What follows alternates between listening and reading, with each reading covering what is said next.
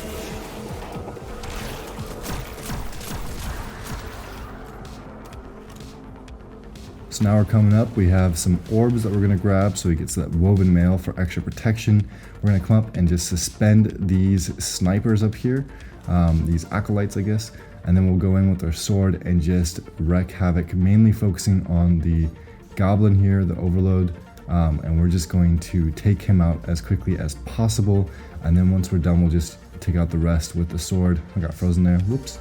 As soon as you take out most of them, I think if there's one left, that's when the boss spawns in. So as soon as the boss spawns in, you can throw your grenade to suspend enemies, but then I just go ahead and use my super and I do a heavy attack and I just go in and just wreak havoc on the boss. As you can see, I can just one phase him with one super. I'm good to go. And then I actually do this flawlessly. I do die at the very end, but I opened the chest before that, so technically it was flawless. So it's very easy once you get the hang of it, and I find that Polaris Lance is the GOAT for this Lost Sector, especially with the Solar Surge. But yeah, hopefully this helped you out. It took me a while to kind of figure out what was the best, but Polaris Lance I'm definitely going to be using for endgame content, especially this season, because it just wreaks havoc with those unstoppables and just pretty much anything else. I also have on the weapons Taken Spec. I find that I think it does 10% more damage, so it's even better than, you know, boss spec and major spec and all that. So I have those on both the sword and the auto rifle. So anyway, hopefully that helped. I'm also using the exotic, what was it? I forget what it was. Armentarium gives me double grenades. Yeah, hopefully it helped. See you later.